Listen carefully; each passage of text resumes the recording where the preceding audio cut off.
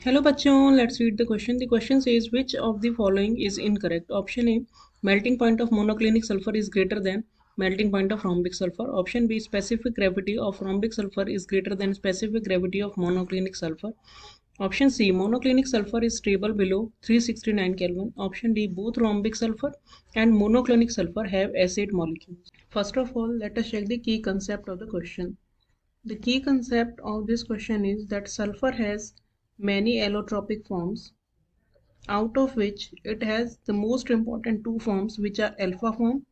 Alpha form जो होती है वो होती है येलो रोम्बिक सल्फर जिसे बोलते हैं, जो रोम्बिक स्ट्रक्चर में होता है उसे हम रोम्बिक अल्फा फॉर्म भी बोलते हैं, और दूसरी होती है बीटा फॉर्म जो कि होती है monoclinic form.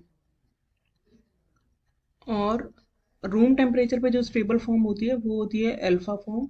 Alpha form room temperature पे स्टेबल होती है, और जब हम इसे 369 केल्विन पे गर्म करते हैं तो ये कन्वर्ट हो जाती है बीटा फॉर्म। अब अगर हम इस क्वेश्चन का कंप्लीट सॉल्यूशन देखें तो वन बाय वन हम सारे स्टेटमेंट्स को वेरीफाई कर लेते हैं। तो यहाँ पे हम प्रॉपर्टीज लिखते हैं मोनोक्लिनिक सल्फर की। Monoclinic sulphur that means beta form, और यहाँ पे हम लिखते हैं रोम्बिक सल्फर की प्रॉपर्टीज। तो rhombic sulphur means alpha form. तो मोनोक्लिनिक सल्फर का जो बॉइलिंग पॉइंट मेल्टिंग पॉइंट होता है वो होता है 393 केल्विन, और melting point of rhombic sulphur होता है 385.8 केल्विन। और स्पेसिफिक ग्रेविटी की बात की है तो specific gravity for monoclinic sulphur होती है 1.98, एंड फॉर अल्फा फॉर्म या रोम्बिक सल्फर होती है 2.06।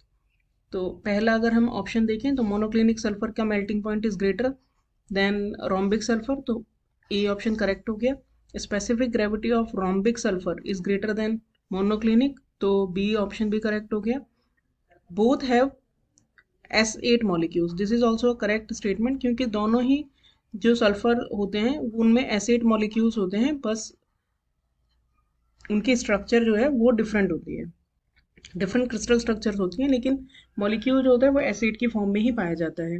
और अब स्टेबिलिटी की अगर हम बात करें तो रूम टेम्परेचर पे जो हमारा स्टेबल फॉर्म होता है वो होता है अल्फा फॉर्म, और जब हम 369 पे गर्म करते हैं तो it get converted into beta form. तो बिलो 369 केल्विन जो स्टेबल फॉर्म होती है वो होती है अल्फा, और अबव 369 जो स्टेबल फॉर्म होती है वो होती है बीटा फॉर्म। और 369 जो होता है इस पे बोथ फॉर्म्स पाई जाती हैं, अल्फा एंड बीटा, और इसे हम बोलते हैं transition temperature of these forms.